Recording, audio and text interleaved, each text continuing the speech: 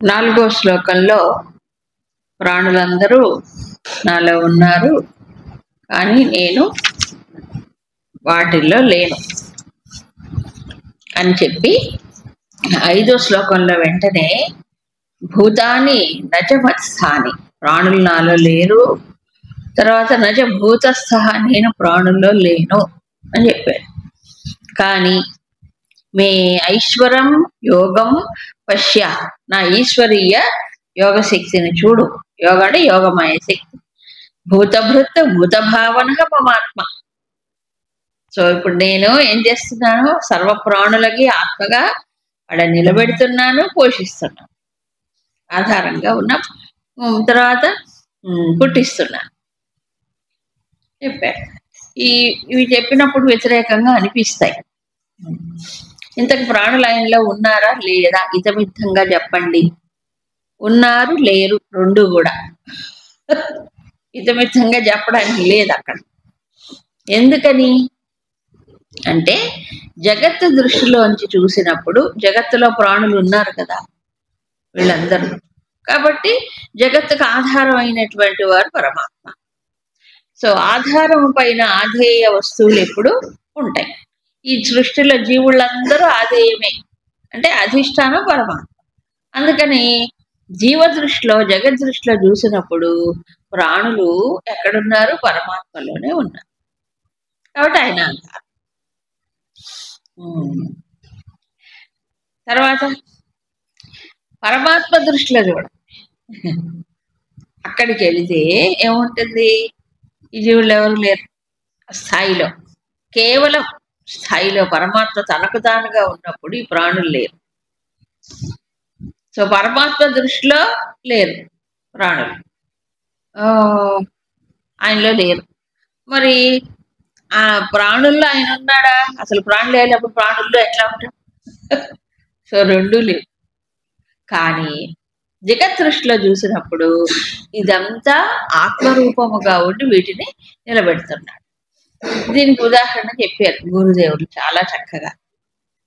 కళ ఎక్కడి నుంచి వచ్చింది? మనసులోంచి వచ్చింది. ఎవరి మనసులో? మేలుకునేవాడి మనసులో నుంచే కళ వస్తుంది. అంటే అర్థం ఏంటంటే మనసు ఒకటే ఒకటే. మరి కలగనేవాడి మనసు అనందామా అంటే వీడు నిద్రపోతున్నాడు, ఈ స్థూల శరీరం తాదాత్మ్యం లేదు, ఇంద్రియాలు లేవు, ఏమి లేవు.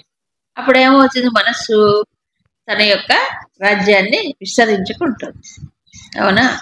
మరి కలగనేవాడి మనసు ఎక్కడ ఉంది?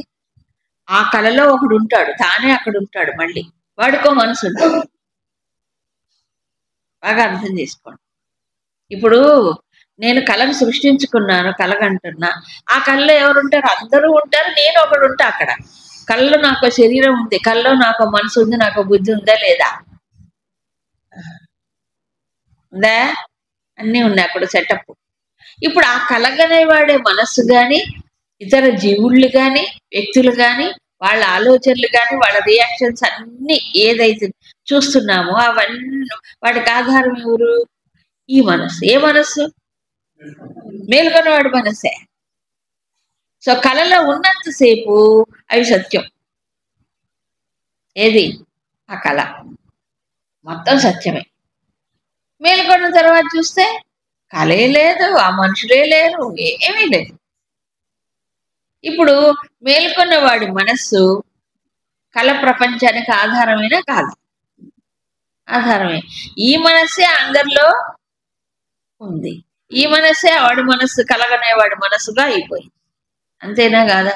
కాబట్టి ఈ మనస్సే అన్నింటిలో ఉంది. అప్పుడు అన్నిట్లో ఆయన ఎవరున్నాడు? ఆయనే ఉండాలి. మేల్కొన్న తర్వాత ప్రాణులు లేరు, ప్రాణుల్లో ఉండటము లేదు, జీవులలో ఉండటము లేదు. సో నిజానికి ఆలోచిస్తే ఇదంతా రెండు దృక్కోణములే. ఒకటి జ్ఞానములో మేల్కొన్నవాడు, ఏకత్వాన్ని అనుభూతి చెందినవాడు. ఏకత్వ స్థితిలో ఉన్నప్పుడు ఈ బహుళత్వం లేదు, అనేకత్వం లేదు, భిన్నత్వం లేదు. కానీ జగత్తు దృష్టిలో చూసినప్పుడు, జీవుడి దృష్టిలో చూసినప్పుడు ఉంది. కానీ ఆధారం ఎవరు? ఆ ఏకమైన తత్వమే ఈ ఆధారంగా ఉన్నది. మేల్కొనే వరకు తప్పదు, ఇది కనిపిస్తూనే ఉంటుంది, ఇదే సత్యం అనిపిస్తుంది. అయితే ఇంతటితో మన ఆపేస్తే అట్లా భగవంతుడి దృష్టిని కొంచెం ఆయన వైపు మళ్ళించాలి కదా ఈ ప్రయత్నం. అందుకని అజ్ఞానంలో ఉండే జీవుల కోసము ఇదిగో ఈ జీవులందరూ నాలో ఉన్నారని చెప్పాడు అని చెప్పినంత మాత్రం చేత నిజంగా శాశ్వతంగా స్థిరంగా సత్యముగా ఉన్నారని కాదు కదా. మా ఒక స్టేట్మెంట్ని, ఒక విషయాన్ని భగవంతుడు చెప్పినప్పుడు అది ఒక దృక్కోణంలో నుంచే చెప్తాడు, అది ఎప్పుడూ అలాగే వర్తించదు ఆ ప్రిన్సిపల్, ఆ విషయం. అవునా? అందుకని రెండు దృక్కోణాల నుంచి చూడాలి. అప్పుడు మనందరం ఏమవుతున్నాం, ఎప్పుడు కలగంటున్నాం అని అర్థం. ఎంత కళ, ఎంతసేపు కళ? ఓ జీవితం అంత కళ కట్టునే ఉన్నాం. ఎవరు తీసుకొచ్చారు ఈ కళని అంటే మనస్సే. అందుకే శంకరాచార్యులు ఆ వివేక చూడమళ్ళ అంటారు, అవిద్య కంటే వేరొక మనస్సు లేదంట. మనస్సే అవిద్య, అవిద్య రూపమే మనస్సు. సో అజ్ఞానంలో ఉన్నంతసేపు మనసు ఏమవుతుంది, ఇది చూస్తుంది, ఏది ఈ కళ లాంటి ఈ ప్రపంచం. మనం కూడా అంటాం కదా, ఏంటో ఇవాళ నిన్నటి దాకా మనం ఇవంతా ఏంటి కళల్లో జరిగినట్టు జరిగిపోయిందే అంటావా లేదా? మన మయం అయిపోతుంది, అన్నీ అలాగే అవుతుంది. సో ఈ మారే ప్రపంచాన్ని చూసినప్పుడు కూడా అనిపించాలి, అవునా కాదా? కాబట్టి దీనికి ఆధారం పరమ, అది మాత్రం స్థిరం, శాశ్వతం, నిత్యం, అక్షరం, అవ్యయం. ఇది పోతుంది. అది మేల్కోగానే కళ లేదు కదా, రోజు చూస్తూనే ఉన్నాం, అయినా బుద్ధి రాదు. అవునా? ఇది పోతుంది, మేల్కోగానే వెళ్ళిపోతుంది కదా. ఇది కూడా అంతే, జ్ఞానంలో మేల్కొన్న జ్ఞానికి ఇదంతా కూడా సత్యం అనిపించదు. అందుకే వాడు వ్యవహారం చేస్తున్నా కళ్ళలో చేసినట్టే చేస్తుంటారు. ఇది కూడా చెప్పారు శంకర్. ఎప్పటిదాకా ఈ జ్ఞానాభ్యాసం చెయ్యాలి అంటే ఇదేదో చాలా సాలిడ్గా సత్యముగా కనిపిస్తుంది అజ్ఞానంలో. ఎప్పటిదాకా నువ్వు మన్న నిధిధ్యాసలు చెయ్యాలి అంటే ఇదంతా కలలాగా కనిపించాలి, ఏది ఇదంతా స్వప్నతుల్యంగానే భాషించాలి. సంసార స్వప్నతుల్యోహి రాగద్వేషాది సంకుల స్వకాలే సత్యవద్భాతి ప్రబోధే సతి అసద్భవేత్. ఈ ఉదాహరణ చెప్పారు శంకర్. ఏమిటి? సంసార స్వప్నతుల్య, ఏంటిది? స్వప్నతుల్యమే, స్వప్నంతో సమానం. ఎందుకు? రాగద్వేషాది సంకుల. అవునా? మనస్సు ఉన్నప్పుడు, అజ్ఞానంలో ఉన్నప్పుడు ఏముంటాయి?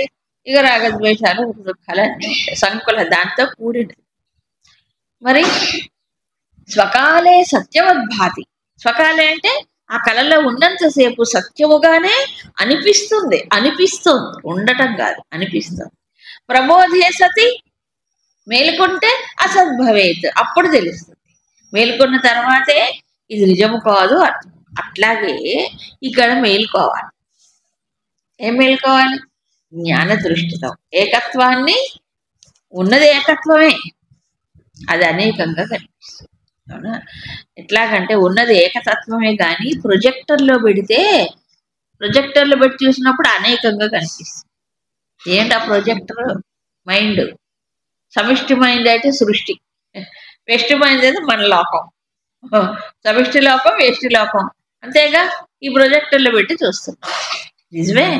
ఏ పెద్ద సినిమాని కల్లో ఎవరు సృష్టించారు? మైండేగా, అది ప్రొజెక్టరేగా. మరి ప్రొజెక్టరేగా. ప్రొజెక్టర్కి రీల్ ఎక్కడి నుంచి వచ్చింది? దానికి అంత శక్తి ఉందండి మనసుకి.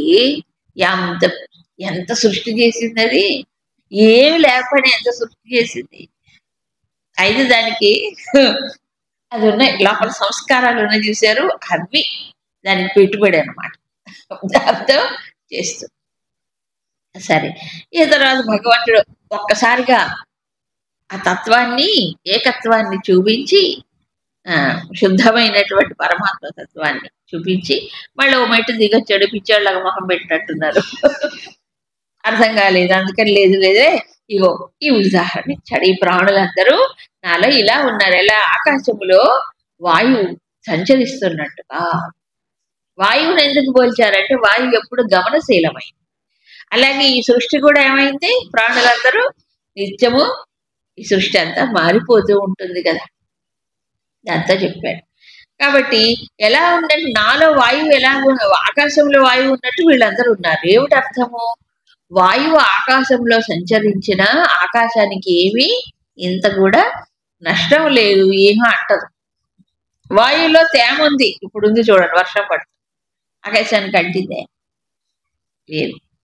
ఒకసారి పెద్ద వాయువు చూడు, ఏమంటారు అది, పెద్ద వాయువు వస్తుంది, దుమ్ము ధూళంత పైకి లేస్తుంది చూడండి, సుడిగాలి టైట్ టైట్ తిరుగుతుంది, చిన్న చిన్న కాగితాలు కూడా పైకి వెళ్ళిపోయి దుమ్ము అంతా వస్తుంది, అవునా, పెద్ద గాలి వచ్చి. ఆ దుమ్ము వాయువులో ఉంది కానీ ఆకాశానికి దుమ్ము అంటిందా? దుమ్ము దులుపుకుంటాం. మన కిటికీలు తలుపులు నేలపై దుమ్ము దులుపుకోవాలి, ఆకాశానికి ఏమంటారు కదా. కానీ ఆకాశంలోనే వాయువు తిరుగుతుంది. అలాగే ఈ సృష్టి, ఈ జగత్తు, ఈ ప్రాణులందరూ ఆయనలో ఉన్న ఈ ప్రాణుల యొక్క దోషాలు కానీ ఏమి కానీ ఆయనకి అంటాం. అసంశ్లిష్టం ఏదే అంటారు, సంశ్లిష్టం కాదు చెప్పారు. ఇక ఇప్పుడు మరి ఈ ప్రాణులందరూ ఉన్నారు కదా, నిజమే. వీళ్ళందరూ ఏమవుతున్నారు, జీవుళ్ళు మనకు తెలిసి పుడుతున్నారు పోతున్నారు, అంతే కదా. అప్పుడు నీకేమిటి సంబంధం ఈ ప్రాణుల యొక్క పుట్టుక జన్మ మరణాలతో ఏమైనా సంబంధం ఉందా? చూడండి, సర్వభూతాని కౌంతేయ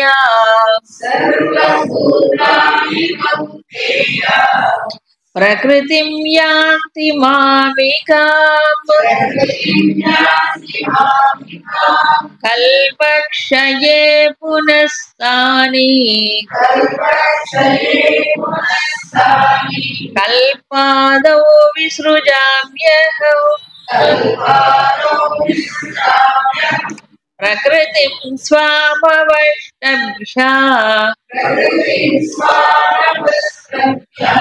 విసృజామి పునః పునః భూతగ్రామమిమం కృత్స్నం అవశం ప్రకృతిర్వశాత్.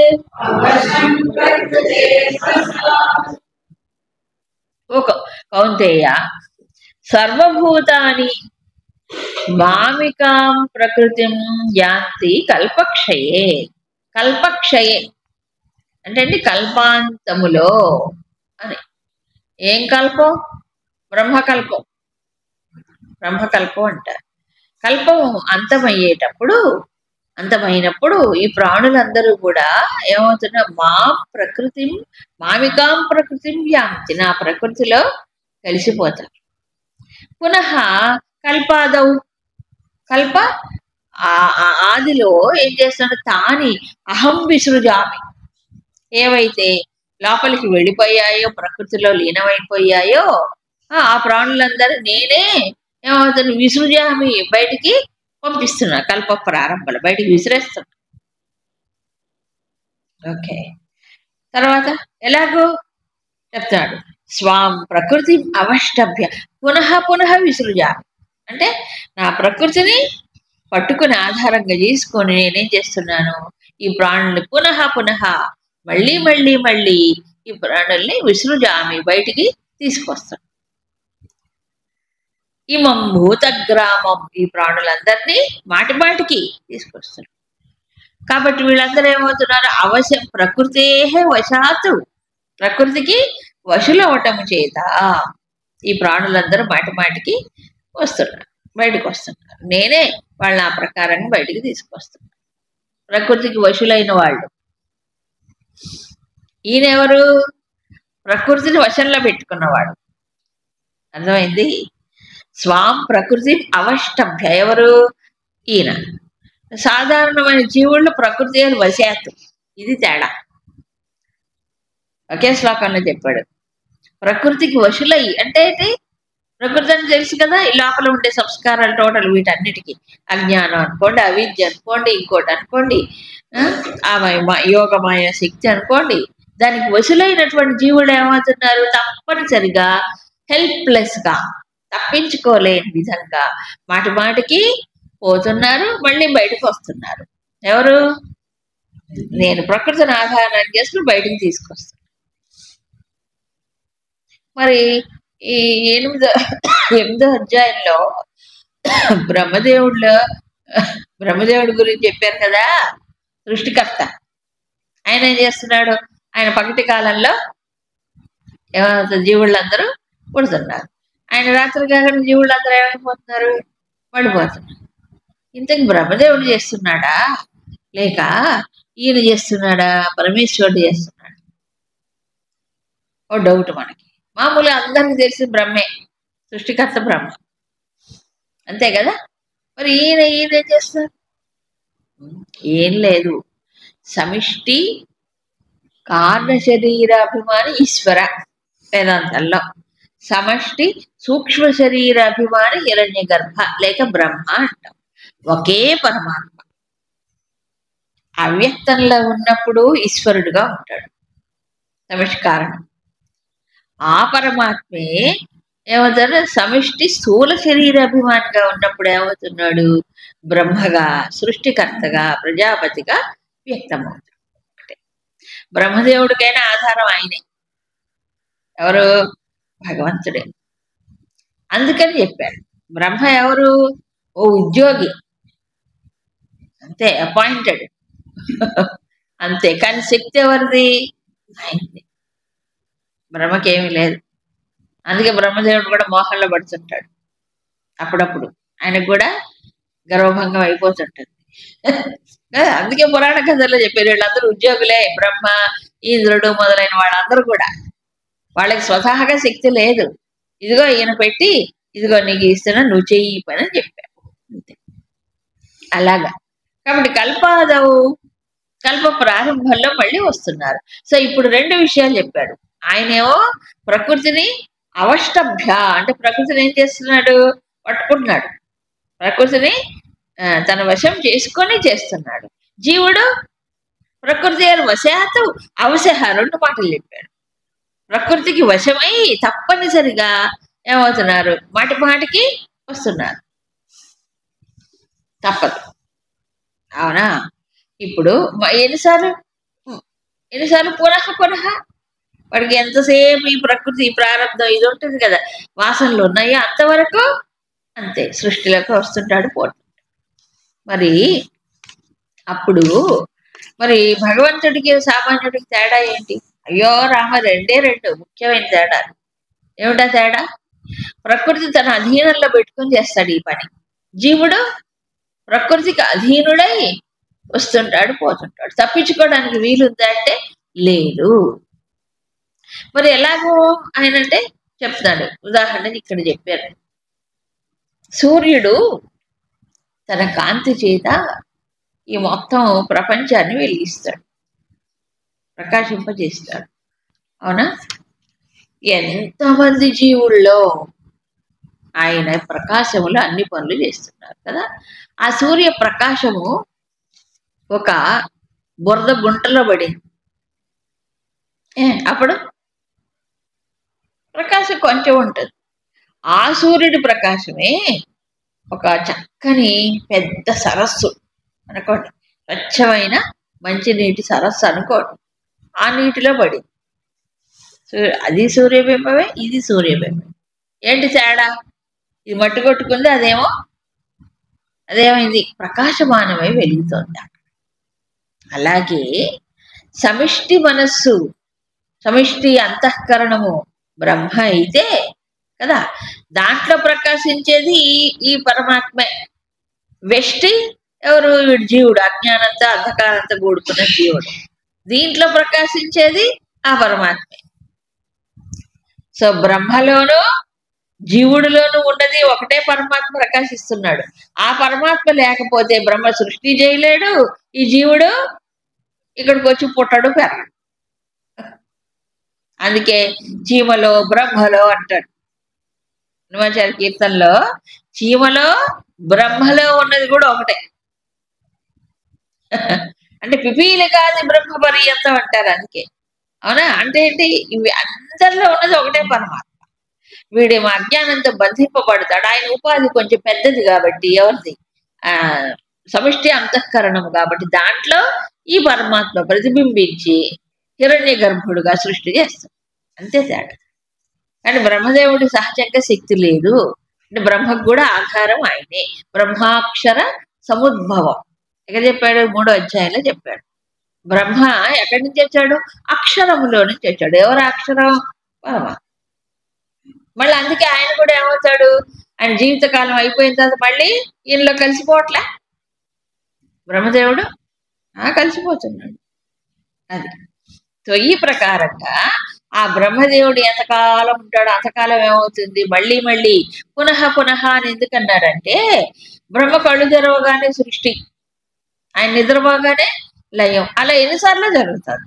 ఇన్నిసార్లు జరుగుతుంది. పునః పునః పునః పునః మాటి మాటికి విసృజామి విసృజామి అన్నాడు. విసృజామి అంటే ఏంటి? బయటికి తీసుకొస్తాడు. ఎక్కడున్నారు వీళ్ళు? ఇంతకు ముందు అవ్యక్తంలో ఉన్నారు. అదేగా అవ్యక్తంలోకి వెళ్ళిపోవడమే మరణం. తర్వాత మళ్ళీ ఏమవుతున్నాడు? మళ్ళీ వ్యక్తం అవుతుంది, మళ్ళీ అవ్యక్తంలో. మరి ఎన్నిసార్లు ఏమో, ఎన్ని లక్షలు ఎన్ని కోట్లు ఎవరు తెలిసి, బయోగ్రఫీ ఎవరికి తెలియదు. ఓహో, బాగుంది. అయితే మరి ఇంతమంది ప్రాణుల్ని ఇన్నిసార్లు సృష్టి బయటికి తీసుకొచ్చి మళ్ళీ లయం ఇన్ని చేస్తున్నారు కదా. వీళ్ళు జీవుళ్ళందరూ పుట్టిన తర్వాత వాళ్ళ కర్మలు చేస్తారు. ఈ కర్మల పాపమో పుణ్యమో ఉంటాయి కదా వీళ్ళందరికీ.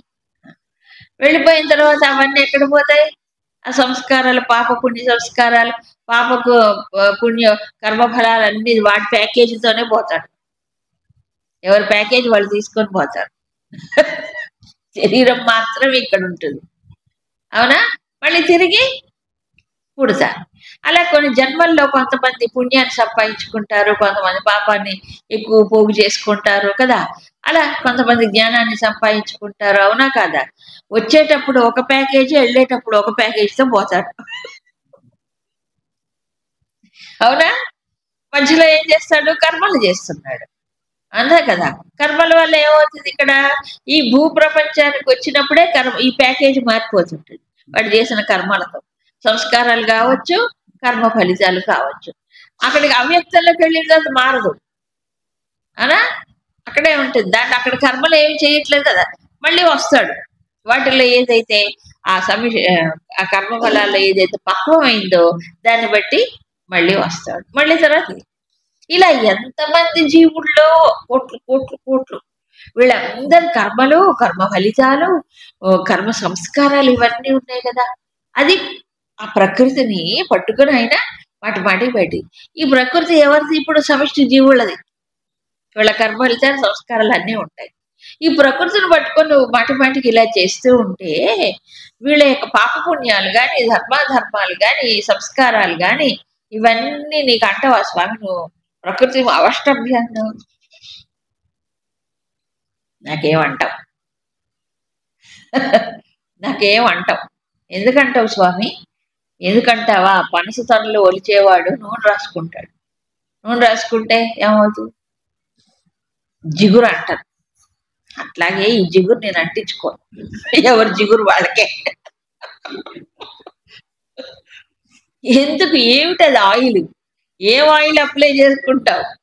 చెప్తున్నా. నచమాప్తాని కర్మాణి నిబధ్నంతి ధనంజయ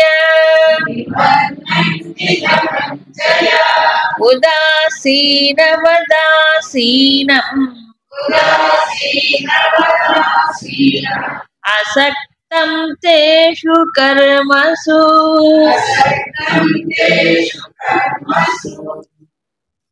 ధనంజయ తాని కర్మాణి మాం ననిబధ్నంతి. చూసావా? ఆ కర్మలు నన్ను బంధించవు. ఏ కర్మలు? సృష్టించడం, మళ్ళీ తిరిగి లోపలికి తీసుకోవడం, మళ్ళీ సృష్టించడం, ఎన్ని జరిగినా అవి నన్ను బంధించవు, నా నిబంధనంతి. ఎందుకని తేషు కర్మసు, ఈ కర్మలు అంటే సృష్టి లయములు, మళ్ళీ మళ్ళీ సృష్టి లయములు, వీటిల్లో అహం ఉదాసీనవత్తు అసక్తం అసీనం. నేను ఎలా ఉంటున్నాను? ఉదాసీనుడు వలె అసక్త భావనతో నేను ఉంటున్నాను. ఈ కర్మలు జరిగేటప్పుడు నేను ఉదాసీనుడుగా ఉంటున్నాను, తర్వాత అసక్త భావంతో ఉంటున్నాను. అందుకని అవి నన్ను అంటవు. ఇప్పుడు అంటకపోవడానికి ఏమి రాసుకున్నాడు ఆయిలు? ఒకటి ఉదాసీన భావం, రెండు అసక్త భావం. మరి 3వ అధ్యాయంలో చెప్పింది అసక్తం అసక్తం అసక్తం అనేగా చెప్పింది. అది కర్మయోగంలో అభ్యాసం చేయమన్నాడు, అంతేనా? అలాగే కర్మ సన్యాస యోగం దగ్గరకు వచ్చేటప్పుడు ఉదాసీనం, అవి జరుగుతున్నా సాక్షిగా ఉండమని. అదేగా కర్తృత్వాన్ని త్యజించడం. ఈ రెండు ఉన్నాయి. కర్మఫల సంయోగము లేదు, కర్మఫలంలో ఆసక్తి లేదు, కర్తృత్వము లేదు. కర్తృత్వం లేకపోవటం వల్ల ఉదాసీనం, అవునా? కర్మఫల ఆసక్తి లేదు కాబట్టి ఎలా ఉన్నాడు? అది అంటది. ఈ రెండు, అందుకే ఇవేమి నాకు అంటాం, చేస్తున్నా అంటాం. అదే బోధించింది ఆయన బోధించాడు.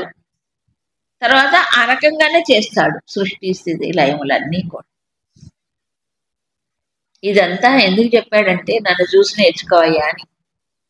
నువ్వు చేసేది ఎంత పని, నువ్వు చేసే పని ఎంత, నీ జీవుడివి, ఇంత పెద్ద బ్రహ్మాండాన్ని ఇంతమంది జీవులను సృష్టిస్తున్నా నాకేం అంటట్లే, నీకెందుకు అంటుతుంది? నువ్వు పట్టుకున్నావు కాబట్టి. సక్త భావన, అసక్తం వేరు, సక్తం అంటే ఏంటి? అతుక్కుపోవడం. దేనికి అతుక్కుపోతాడు? మెయిన్గా కర్మఫలిగా అతుక్కుపోతాడు, అదే కదా. రెండవది కర్తృత్వం వస్తుంది వాటికి. ఆయన చేస్తాడు ఉదాసీనుడుగా. అంటే ఈ సృష్టి ఏ రకంగా చెయ్యాలి, ఎట్లా చెయ్యాలి, ఎవరో ఆయన ప్లాన్ చేసుకుంటాడా? నేను బాగా సృష్టి చేయాలనుకుంటాడా? ఈ దౌర్భాగ్యులందరూ నేనెందుకు పుట్టించాలనుకుంటాడా? అందరిని మంచివాళ్ళనే పుట్టించాలనుకుంటాడా? ఏమన్నా ఉంటాయి అలాంటి సంకల్పాలు ఆయనకి? ఏది పోయిందో దాన్ని బయటికి తోస్తాడు, అంతే. ఎవరైతే పోయారో వాళ్ళు బయటికి తోయడం ఆయన పని. కానీ వీళ్ళు మంచి వాళ్ళని సృష్టించాలి, దుర్మార్గుల్ని సృష్టించాలి, లేకపోతే వీళ్ళకి మంచి ఆలోచనలు పెట్టాలి వీళ్ళ మనసులో అని ఏమన్నా ఉంటుంది ఆయనకి? ఏమో, ఉదాసీనుడుగా, అంతే. కాబట్టి అంటకుండా ముట్టకుండా చేస్తాడు. టచ్ మీ నాట్ ఆయన ప్రిన్సిపల్. ఆయన ప్రిన్సిపల్ టచ్ మీ నాట్. దీన్నే గౌడపాదాచార్యులు అస్పర్శ యోగం అంటాడు ఒక చోట. గౌడపాద కారికల్లో అస్పర్శ యోగం అంటే ఏంటి? దాంతో స్పర్శే లేదు. ఏమంటే మనం ముట్టుకుంటే కదా అంటుకునేది, ముట్టుకోకపోతే అంటుకునేది అంతే కదా. కాబట్టి ఏమిటి అంటే అసక్త భావన అన్ని ఇది చేస్తుంది, బంధిస్తుంది. రెండవది కర్తృత్వ భావన బంధిస్తుంది, అవునా? ఇప్పుడు ఒక రైలు నడుస్తుంది, గురుదేవులు ఎన్ని విషయాలు చెప్తారు. ఒక రైలు నడుస్తుంది. ఒకప్పుడు రైలు స్టీమ్ ఇంజన్స్ అని వచ్చేవి, ఇప్పుడు ఎలక్ట్రికల్ ఇవన్నీ నడుస్తున్నాయి, అవునా కాదా? రైలు చక్కగా కరెక్ట్ స్టార్టింగ్ పాయింట్ ఇక్కడ రేణిగుంట స్టార్ట్ అయింది, తర్వాత డైరెక్ట్ ఢిల్లీ వెళ్ళిపోయింది వితౌట్ ఎనీ బ్రేక్, హాయిగా టైంకి రీచ్ అయింది. నెక్స్ట్ డే అదే ట్రైన్ ఏమైంది? 6 గంటలు లేటుగా నడుచుతున్నది అని చెప్తారు.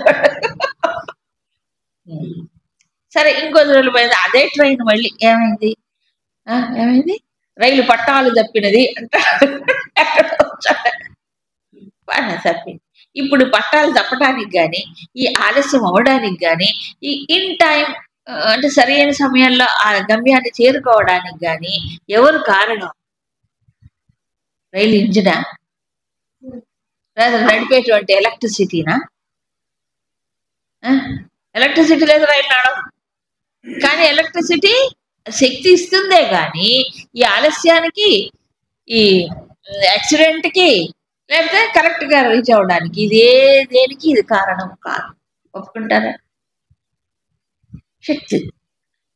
అలాగే పరమాత్మ కేవలం ఆయన ప్రకాశమై శక్తి అయి ఉన్నాడు అంతే.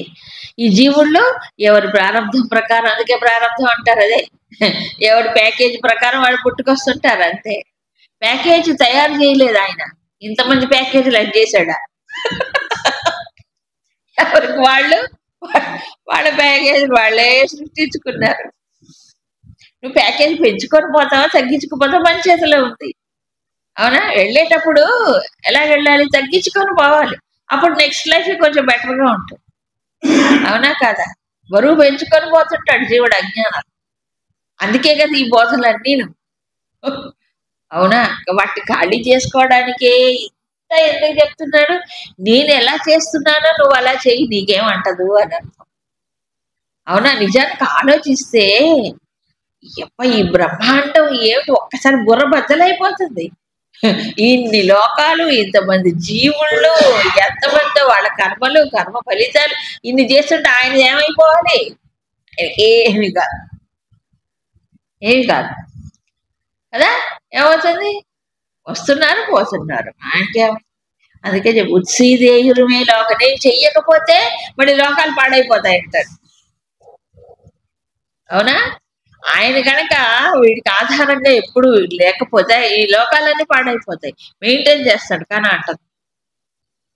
అది టెక్నిక్. ఏం టెక్నిక్? ఒకటి అసక్త భావన, రెండు అకర్తృత్వం. కాబట్టి ఆయనకి ఏమంటుతాయి? ఏమంటాయి. అలాగే ఇంకో పాటలు రికార్డ్ చేసుకున్నాం, చెప్పాను ఇంతకుముందు ఉదాహరణ. పాటలు రికార్డ్ చేసాం దేంట్లో?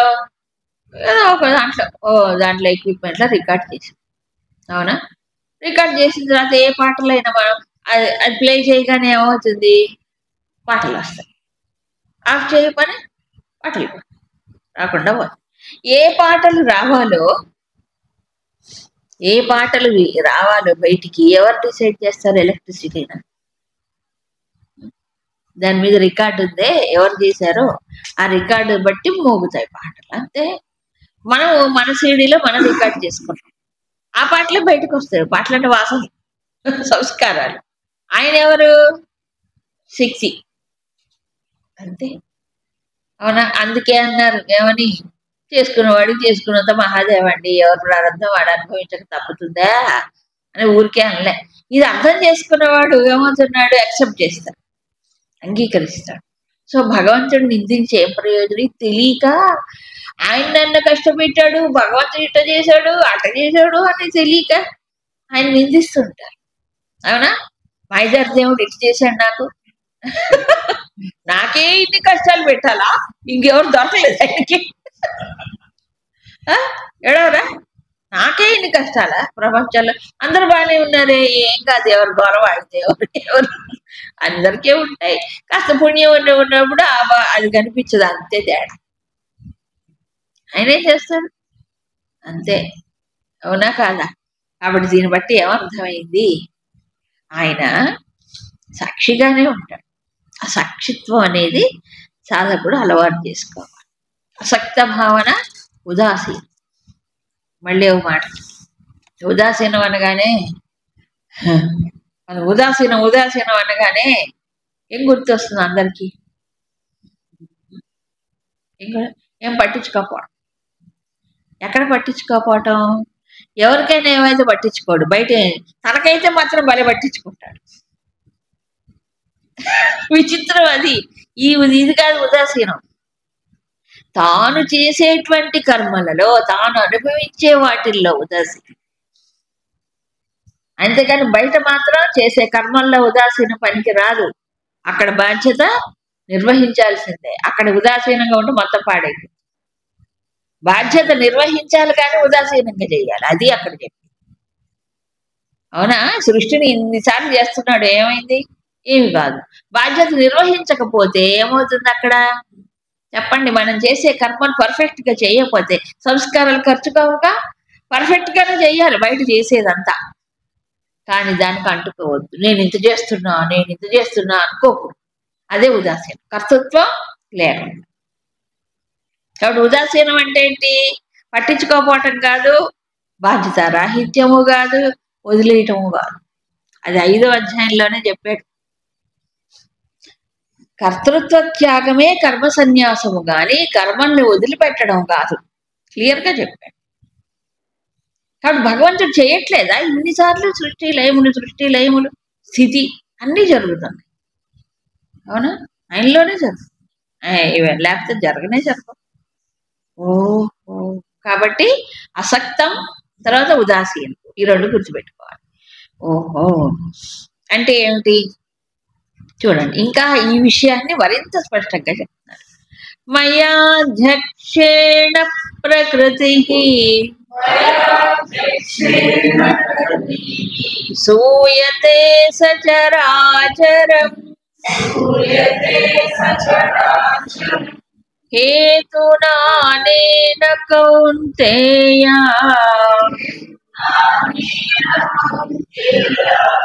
జగద్విపరివర్తతే.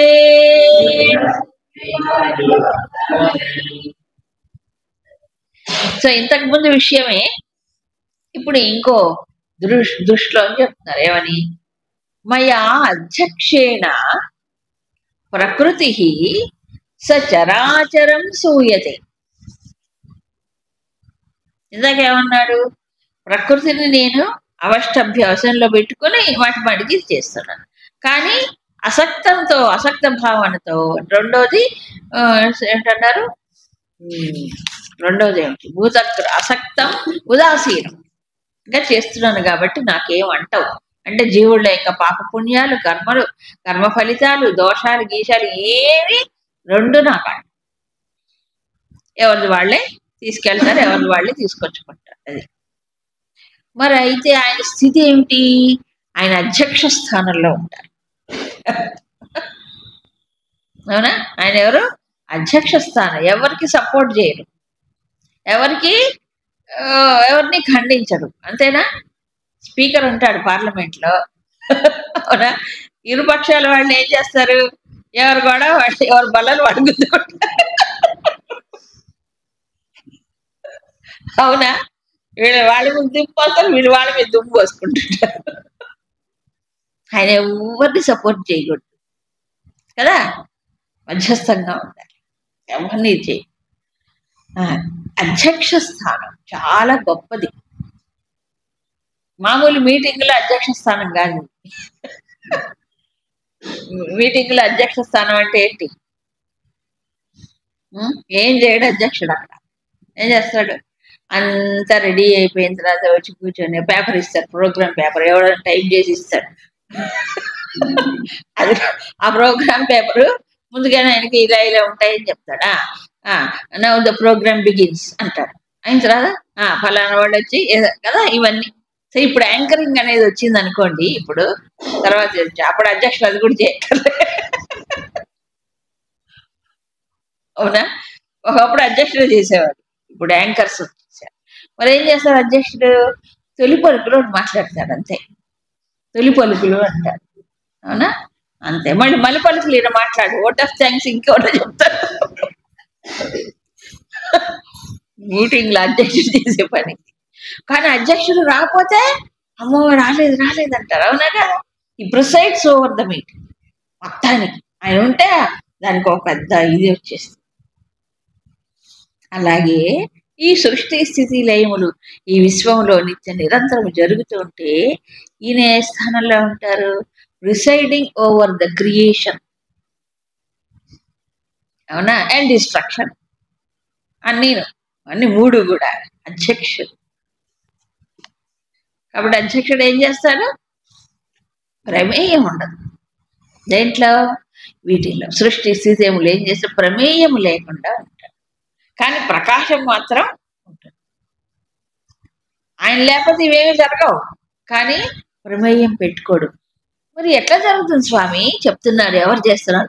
ప్రకృతి. ఎవరు చేస్తున్నారు ఇదంతా? నేను అధ్యక్షుడిగా ఉండి నేను అక్కడ ఉంటే ఈ ప్రకాశము ప్రకృతి పుంజుకొని స్వీకరించి చరాచరం సూయతే. ఈ మొత్తం చరాచర జీవుళ్ళని మామూలు వస్తువుల్ని కూడా ప్రకృతి సృష్టిస్తుంది. సూయతే అంటే ప్రసవిస్తుంది, ప్రసూతి, ప్రసవం అంటా కదా. సో అందరూ ఏమవుతున్నారు, ప్రకృతిలో కలిసిపోతారు, మళ్ళీ ఆ ప్రకృతే తీసుకొస్తుంది. అందుకే ప్రకృతిని తల్లి తల్లి అంటారు. తల్లి ఎందుకంటారు? తల్లి పిల్లల్ని కంటున్నట్టు, గర్భంలో పెట్టుకుని బయట కంటున్నట్టు వీళ్ళందరూ ప్రకృతిలోకి వెళ్ళిపోతున్నారు జీవుళ్ళు, మళ్ళీ ప్రకృతే బయటికి తీసుకొస్తుంది. కానీ మరి ప్రకృతే చేస్తూ ఉంటే నువ్వేం చేస్తావు స్వామి? నేను లేకపోతే ప్రకృతి ఏం చేయదు, నేను ఉంటేనే ప్రకృతి చేస్తుంది, నేను లేకపోతే చేయదు. అందుకని ఆయన స్థానం ఏమిటి ఇప్పుడు? అధ్యక్ష స్థానం, అంతేనా కదా? కాబట్టి అనేన హేతున అంటే ఈ ప్రకృతి కారణము చేతనే జగత్ విపరివర్తది. ఈ జగత్ ఏమవుతుంది? కదులుతూ ఉంటుంది. ఏం కదులుతుంది? మొత్తం సృష్టి స్థితి లయములు. ఈ చక్రం, సృష్టి చక్రం అంటారు కదా, సృష్టి స్థితి లయం, సృష్టి స్థితి లయం. ఎన్నిసార్లు? ఎప్పుడు కదులుతూనే ఉంటుంది. ఎన్నిసార్లు అయినా కదులుతుంది కదా, మనకేం తెలుసు? ఎన్నిసార్లు సృష్టి స్థితి లయములు జరిగినా ఆయనకి ఏమీ కాదు. ఆయన ఎలా ఉంటాడు? సాక్షిగా ఉంటాడు. కాబట్టి ఎవరు చేస్తున్నారు? ప్రకృతి చేస్తుంది. అందుకని మన వాళ్ళు ఏం చేస్తున్నారు? ప్రకృతిని ఆరాధన చేస్తారు తల్లిగా. ఎట్లా? ఈ దేవి నవరాత్రులంతా కూడా అదే. అందుకని సృష్టి సంహారకారిణి అని చెప్పట్లా, అనేక రూపాల్లో ఈ శక్తినే ఆరాధన చేస్తారు. ప్రకృతి అనేది ఓ శక్తి, జడం కాదు. అక్కడ ప్రకృతికి శక్తి ఎవరిచ్చారు? ఆయన. ఎవరు? ఈ అధ్యక్షుడు. కాబట్టి ఆయన సాక్షిగా ఉంటే ఈ ప్రకృతి అంతా సృష్టి స్థితి లయములు చేస్తూనే ఉంటుంది. ఆయన లేనప్పుడు ఆమె ఏం చేయదు. ఆయన గనక తన శక్తిని ఉపసంహరించుకుంటే ఆమె ఏమి చేయదు. సో ఈయన ఎవరు అంటే అప్పుడు ప్రకాశకుడు. అందుకే దీన్ని శక్తియములో ప్రకృతి విమర్శ అంటారు. ప్రకాశం విమర్శ. సో ఆయన ప్రకాశం అయితే అమ్మ విమర్శ అన్నారు ఈ ప్రకృతి. ఈ విమర్శ శక్తి, విమర్శ అంటే ఇలా అందరిని విమర్శించడం కాదు, ఇక్కడ ఓ శక్తి, సమిష్టి శక్తి. ఆ విమర్శ శక్తి వల్లనే మొత్తం జీవులందరూ బయటకు వస్తున్నారు, వాళ్ళు లోపలికి వెళ్తున్నారు కదా, అన్ని జరుగుతూ ఉన్నాయి. ఈయన ఎవరు? ప్రకాశం అన్నారు అక్కడ. సో ప్రకాశం అంటే ఎవరు? సాక్షిగా, అధ్యక్షుడుగా, ప్రమేయం లేకుండా. అందుకే సృష్టి స్థితి లయములు ఇన్ని జరిగినా చేసేది నేనే, ఆయన నిష్కళమైనటువంటి బ్రహ్మము అని చెప్పి. ఎవరు? సీతాదేవి. చెప్పాను ఒకసారి, అవునా? సీతాదేవి ఆంజనేయ స్వామికి చెప్తుంది, నాయన సృష్టి స్థితి లయములు చేసేది నేనే. ఇక్కడ అనేన హేతున అన్నాడు కదా, అంటే ఏంటి? ఈ కారణము చేత. అందుకే మూల కారణ శక్తి అంట్లా ప్రకృతిని ఏమంటారు? మూల కారణ శక్తి, ఆదిశక్తి అంటారు. మరి ఆయన ఎవరు? దీనికి అతీతంగా ఉన్నవాడు. ఆయనే రాముడు, ఆయనే శివుడు, ఏదన్నా అనుకో. సో భగవంతుడు అంటే ఎవరు? ఇప్పుడు ఈ సృష్టికి అతీతమైనటువంటి ఒక స్వరూపం. ఆయనకి దీంతో సంబంధం లేదు. కానీ ఆయన లేకపోతే సృష్టి లేదు, స్థితి లేదు, లయము లేదు. ఇప్పుడు జీవుడికి ఏం కావాలి చెప్పండి? ప్రకృతిలోనే ఇలా ఉంటే మనము ఈ ప్రకృతి సృష్టి స్థితిలో ఏం చేసినప్పుడు దాంట్లో కలిసిపోవాల్సిందే. కాబట్టి ఏం చేయాలి? ప్రకృతికి మూలం, ప్రకృతికి ఆధారం, ప్రకృతికి అతీతమైనటువంటి స్వరూపం ఏదైతే ఉందో పరమాత్మని, అక్కడికి వెళితే అప్పుడు మళ్ళీ తిరిగి పుట్టం. అప్పటిదాకా ప్రకృతి వశం. అందుకే అన్నా చూడండి, అమ్మో ఆ తల్లి చాలా శక్తివంతురాలు, అవునా? అందుకే యోగమాయ శక్తి అంటారు ఆమెనే, అంటల్లా యోగమా. కాబట్టి దానికి వశుడైపోవాల్సిందే జీవుడు అవశహ. కాబట్టి ఈ చక్రం, సృష్టి చక్రం కదులుతూనే ఉంటుంది. ఎన్ని కోట్లు ఎప్పుడూ నిత్య నిరంతరం జీవుళ్ళ సంస్కారాలు, కర్మఫలాలు ఉన్నంత వరకు జరుగుతూనే ఉంటుంది. కాబట్టి నేను అధ్యక్షుడినే అని చెప్తున్నాడు భగవంతుడు.